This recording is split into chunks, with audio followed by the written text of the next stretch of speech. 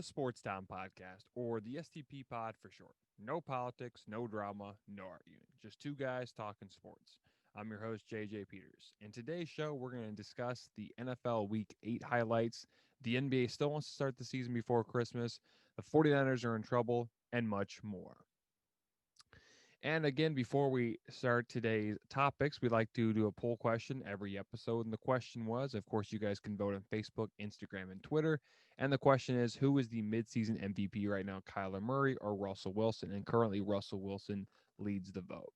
All right, so let's get into the show here. And the first topic we're going to discuss is Brian Gay winning the Bermuda Championship. Brian Gay wins the Bermuda Championship over the weekend. Gay gets his fifth win on the tour, his first since 2013 at the Humana Challenge in the PGA West Stadium course near Southern California. Gay finished the round at 15 under par. The 48-year-old won in a playoff to get his 14th professional win of his career. Gay is now ranked 181st in the world after winning. Gay is looking to gain momentum after winning his fifth tournament on the tour. Now, my reaction is this is great for Brian Gay. As I previously mentioned, Gay has not won on the tour in over a year. He's played on the PGA and the Asian Tour, which not a lot of people know about. And of course, as I said recently, he won. He's got 5 victories on tour. And again, he had his best tournament last weekend. The former Gator has had 14 victories since becoming a pro. He entered the PGA Tour in 1994. There is a big chance that Gay wins another tournament this season. I'm talking about the 2020/2021 season. He will definitely be moving up in the world golf ranking. We'll see how successful he will be in the future. The other question for this topic we're going to discuss is who is Brian Gay. Brian Gay is not a very well-known golfer, but just like Patrick Kentley, he can gain momentum going into the biggest golf tournament in the world. So with Gay not having any big wins on the tour, maybe he can come on strong at Augusta National, which would be just crazy. But crazier things have happened. He finished tied for 20th at the PGA Championship and the U.S. Open. He also finished tied for 38th in the Masters in 2013. There are plenty of golfers similar to Gay, but unlike most golfers, he has also played and had success on another tour outside the PGA Tour, which was the Asian Tour. He will look to build that same success at the Houston Open at the Memorial Park Golf Course. And last but not least, who was the most disappointing at the Bermuda Championship? Well, there wasn't really any big names, so I can't really say there was anybody disappointing. Will Zalatoris, who I predicted to win before the tournament started, I thought he would do better. He finished 8 under par. He tied for 16th. I was expecting a little better, but again, this guy is just coming off the Corn Ferry Tour, so I'm going to give him a break. You do have Wesley Bryan and Cameron Smith, pretty well-known golfers in the golfing world. Didn't even make the cut, so that was a little disappointment, but a little disappointing. But again, there wasn't really any big names, so I'm not going to say there was really anybody disappointing at the championship this year. Now let's start with the NBA. Still wants to start before Christmas. The NBA is targeting starting on December 22nd. According to Commissioner Adam Silver, he still believes the league can pull it off if they can make a decision within a week. According to multiple sources, the NBA could lose up to $500 million if they wait to play in January, which would be huge. They would also only have to be able to play 50 games instead of 72, and they might have to play into July, which means they have to compete with the Olympics. And the players that are still in the season couldn't participate and help the U.S. win their 4th straight gold medal. So that would be huge. Of course, this year the Olympics is starting in July, and it's being played in Tokyo, Japan. My thoughts are I would love for the NBA to start on the 22nd of December, but this is a players' league, and a lot of the players who had to spend over 100 days in the bubble don't want to start until January, or at least wait until as long as they can. Now, there's some teams like the Warriors and the Knicks, and I think there was the Pistons, a few teams like that. They want to get back at it. They want to start the season as soon as possible because they haven't played since March, so it'd be close to a year before they actually get to start playing a meaningful game. But if Commissioner Adam Silver says the time is running out, it seems less and less likely. I could see them only playing 50 games. 70 looks fine, but it looks like it's only going to be 50. And again, this is a players' league. The players need to agree on what the league just makes before they start the season. And as I've been saying all the time, it's a players' league. The players are going to get what they want. That's a good thing, but at the same time, it kind of stinks because the NBA should start on the 22nd to save money, but unfortunately, that's probably not going to happen. But we'll see what happens. But again, it's a players' league, and the players are going to get what they want. Can the league pull it off? Uh, I don't think so. I mean, maybe you could get most of the players playing, but not the stars. Danny Green went on a podcast recently and said that if they do start on the 22nd, then LeBron's not going to be participating. He could practice with the team, do all that stuff, but until he's actually ready, will he play? I could see that, but at the same time, LeBron is pretty much the voice and the face of the NBA. No matter how old he's getting, and he's not quite as good as he used to be, but he is still the voice of the NBA, and pretty much whatever he says, the league has to go with. So I don't think the league can pull off a December 22nd start without him really saying much. So I think again, it's not going to likely start until the 18th or a little after that. Even though a pre-Christmas start would be perfect, it's likely not going to happen.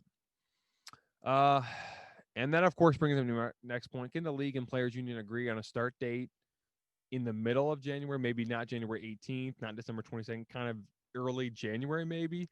That could happen. I mean, you see the lot where they start in the middle. The NHL is targeting a January 1st start. Maybe the NBA decides to go with that, but of course you have to compete with college football because that's a big date. There's not going to be as many bowl games this year, but there's still, January 1st is always college football day. So the NBA is going to have to think about what they want to do then. I could see a week maybe before January 18th just so they can get a few more games and get a few cash. But again, I think it's not going to start till January 18th. All right, let's head to the NFL. Two more NFL players test positive for coronavirus. Baltimore Ravens cornerback Marlon Humphreys and Green Bay Packers running back A.J. Dillon have tested positive for COVID-19. Both the Ravens and Packers found out Monday morning after the test results came in. Humphreys and Dillon will now be out for at least 1 week. Both of them played in week 8, so there could be more players that test positive for COVID. If everything goes well, both players will only miss 1 game. The Ravens corner and the Packers running back have started to quarantine and self-isolate. As far as we know, nobody else tested positive for coronavirus. The Packers will be without A.J. Dillon and Jamal Williams. So Aaron Jones right now, the question is Aaron Jones healthy enough? Jamal Williams had to miss last week. Aaron Jones missed the last 2 weeks. So without A.J. Dillon or Jamal Williams, is Aaron Jones healthy enough to play? That's another good question. And of course, Humphreys is Baltimore's best corner along with Marcus Peters. That means the veteran Jimmy Smith will have to take Humphreys' position. A few other Ravens players will also likely have to step up in Humphreys' absence. My thoughts are this is big. It seems like almost every week there's at least a few players and big name players testing positive for coronavirus in the NFL. AJ Dillon's not a huge name, but because he plays for the Packers, that's big. Marlon Humphreys is a top 5 corner in my opinion in the league. He's probably the Ravens' best player right now. A lot of Ravens fans would agree with me on that, including the YouTuber Ingraven Vids. But this is huge. Marlon Humphreys, again, is a big part of that Ravens defense. And yes, Marcus Peters is a nice fit, or is a really good corner and a great option for to replace Humphreys. But then Jimmy Smith, who hasn't been exactly great, and he's getting older, so that's not gonna be great.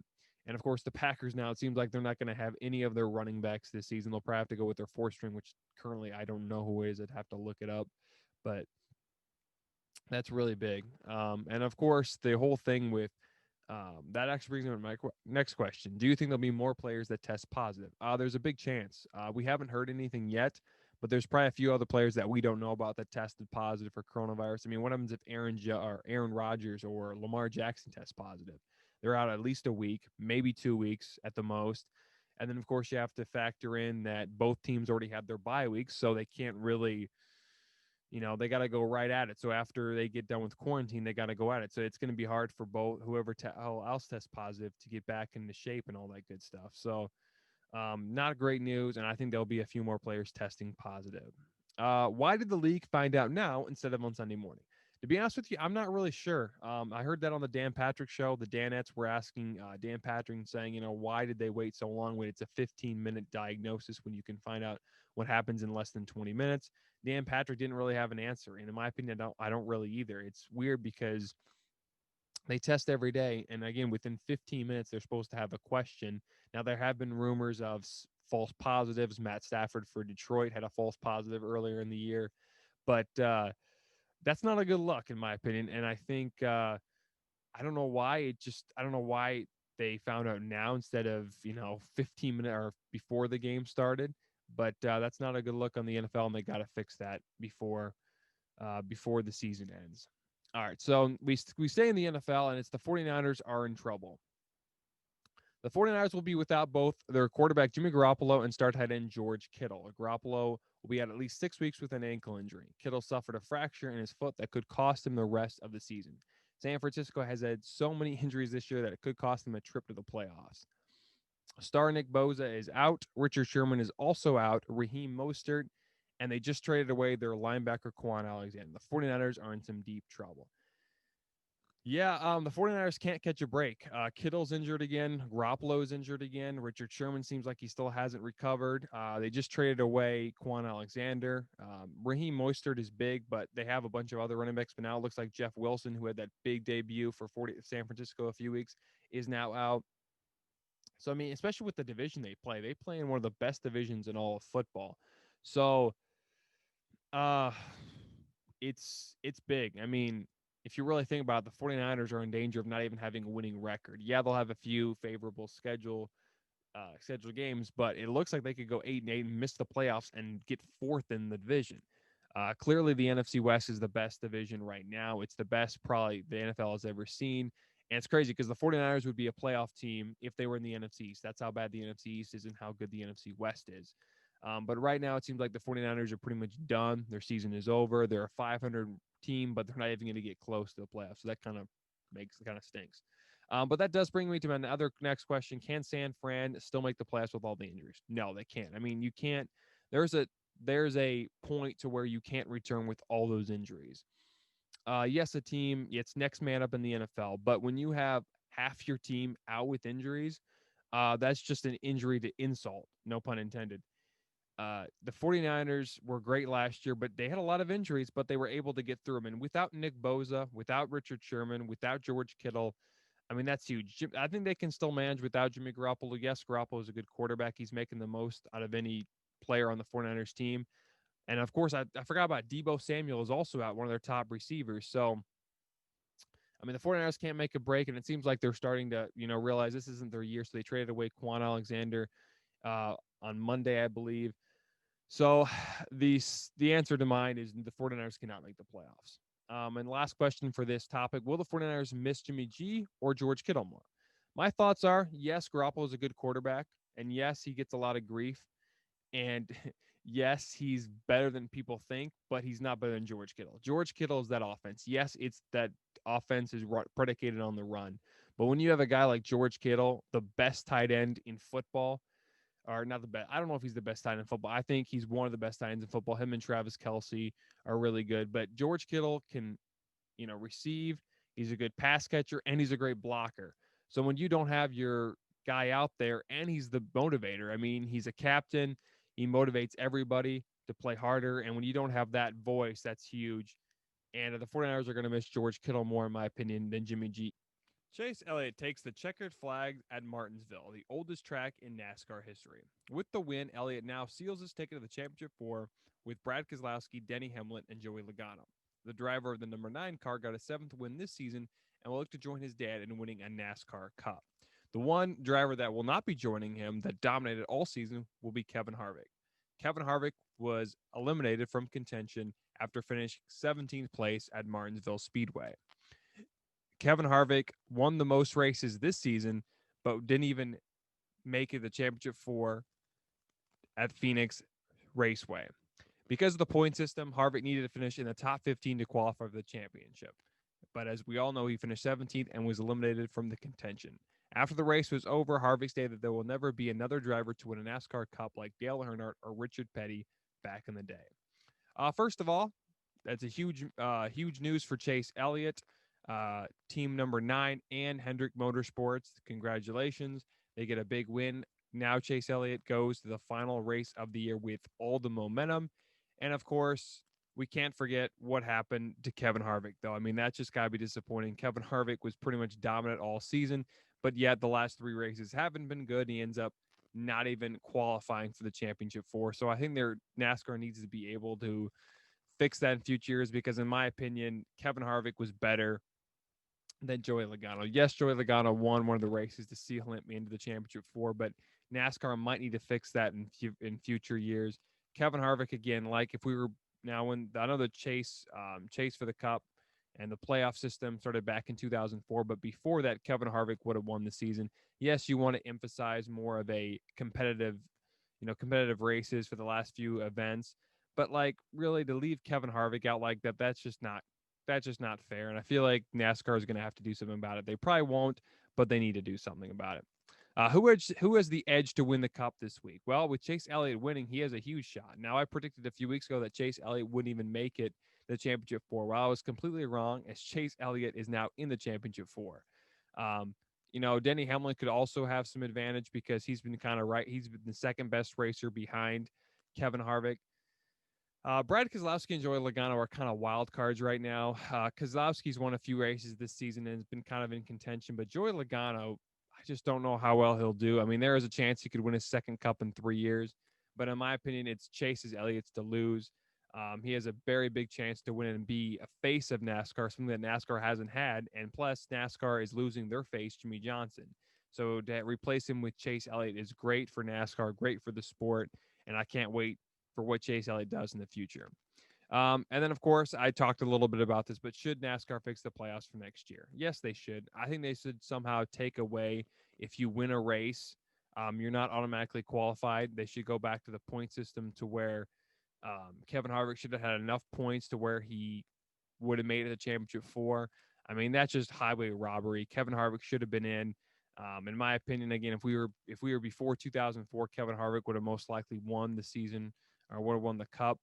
But I understand they want to make it more competitive and make it more interesting the last few races, but that's just highway robbery to Kevin Harvick, who was the best driver this season. All right, let's get a preview of the 2020 MLB Awards. The MLB has announced their nominees for this season's awards. The NL and AL MVP, the NL and AL Cy Young Award, the NL and AL Rookie of the Year, and the NL AL Manager of the Year.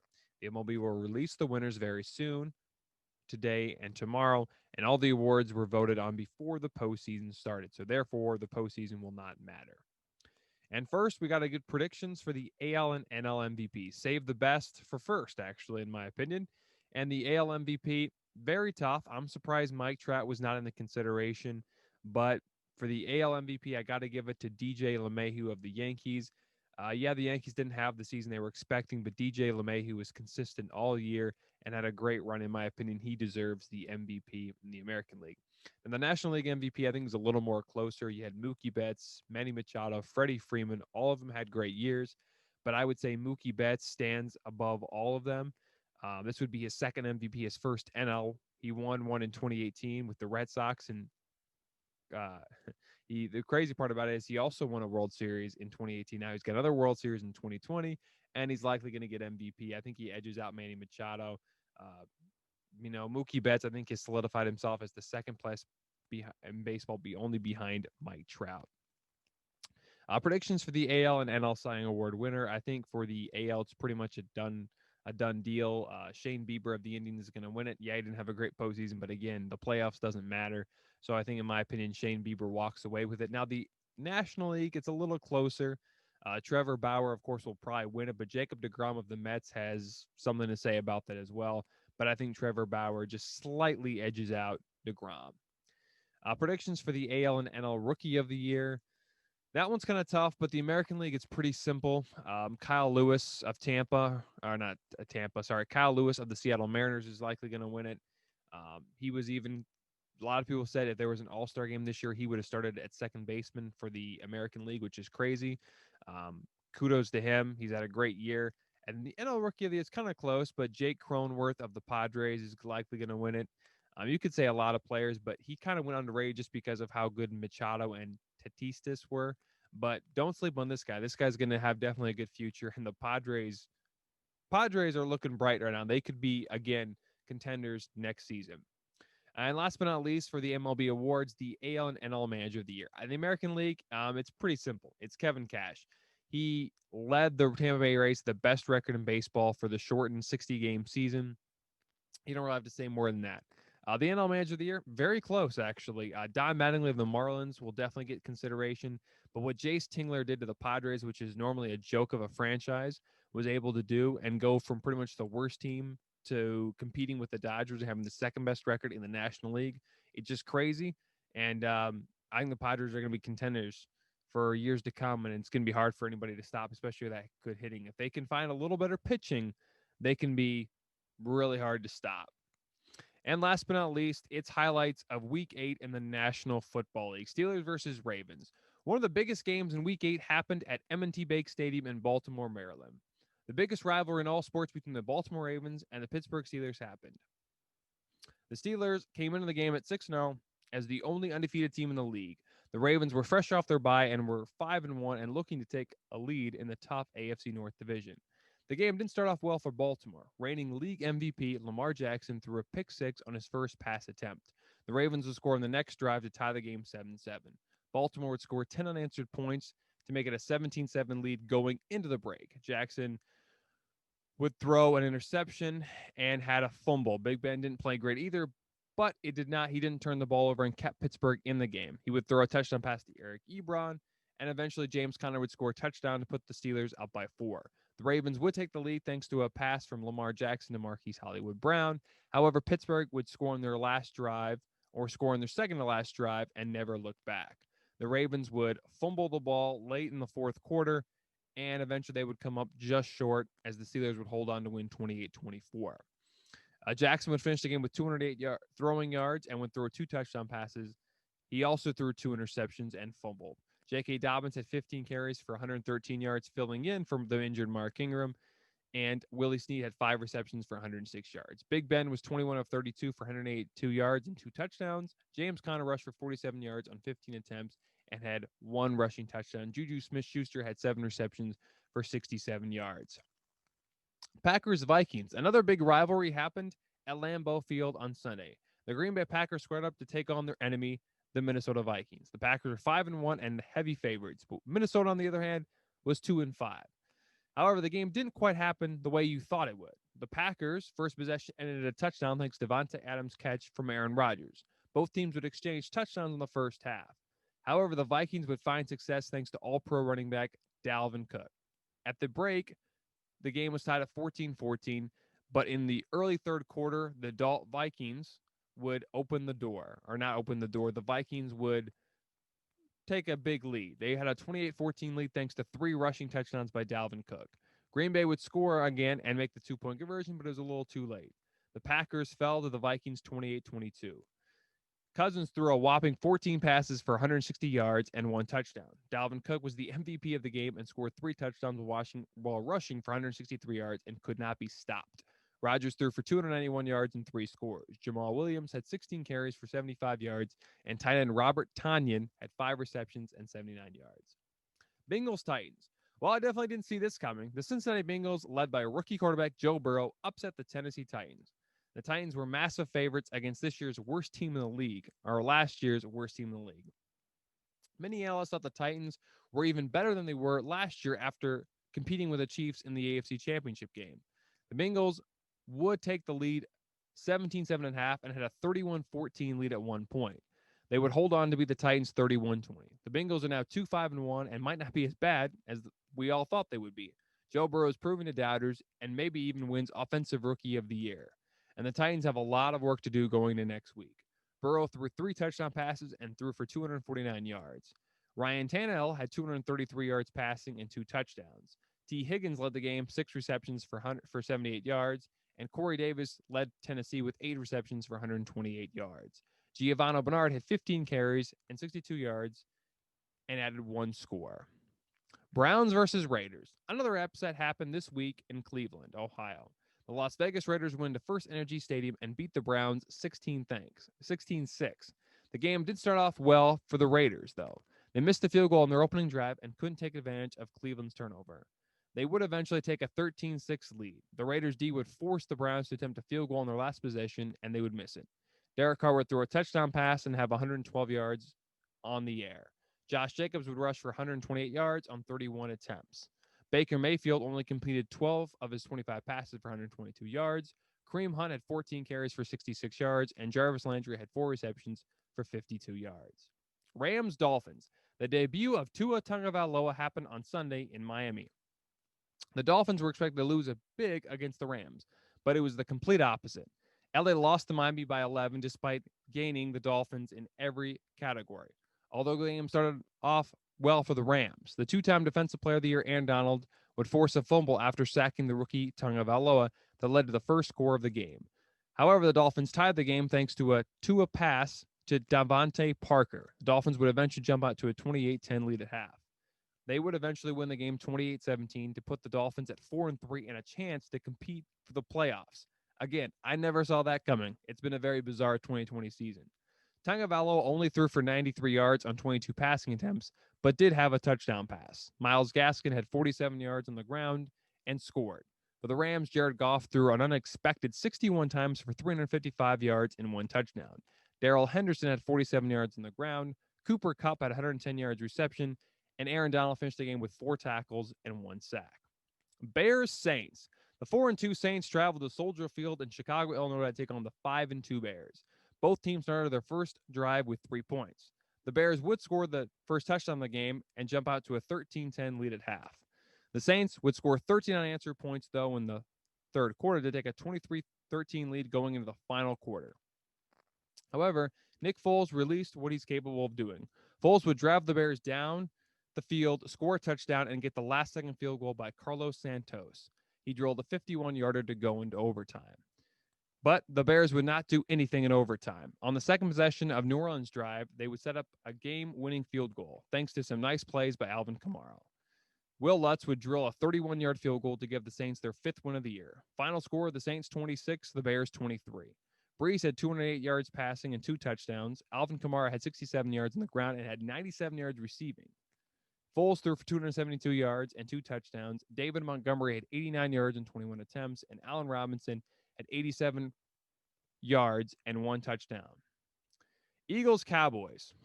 Despite both teams having terrible records, they still have a chance to make the playoffs, and both of them got a primetime matchup.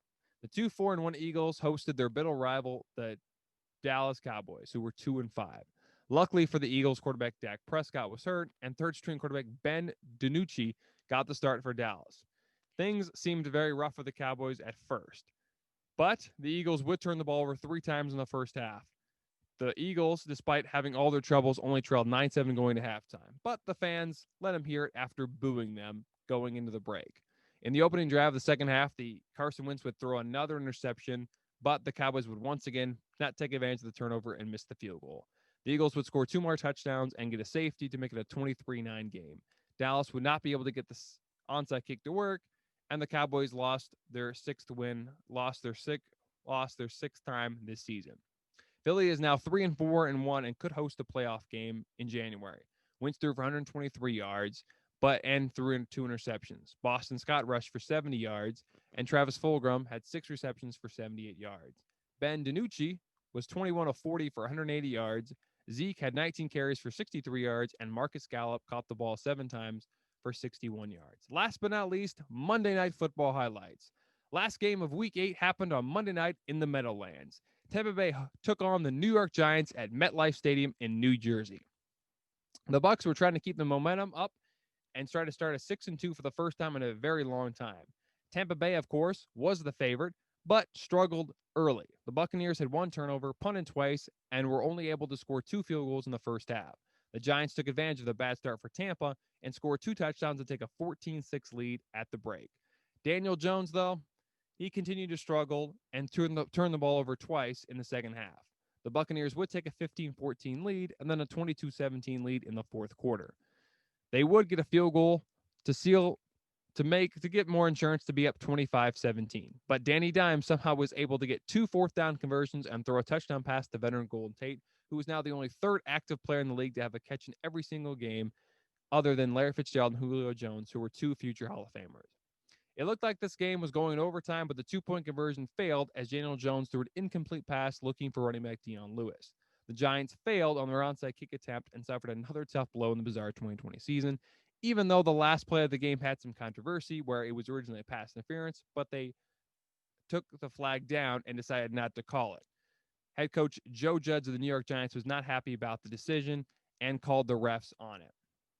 The six-time Super Bowl champion Tom Brady threw for 279 yards, 2 touchdowns. Leonard Fournette rushed the ball for 52 yards, and Mike Evans had 55 yards receiving on 5 receptions. Jones had 256 yards passing, 2 touchdowns, and 2 interceptions. Wayne Gallman, who got the start, got 44 yards rushing.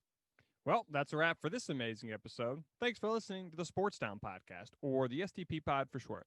You can find us on Anchor, Spotify, Apple Podcasts, YouTube, and much more. We release new episodes every Wednesday and Friday. If you haven't subscribed yet, just hit that button on the right. Don't forget to like, comment, and rate. Also, if you wanted to check out the other videos, just click the button on the left.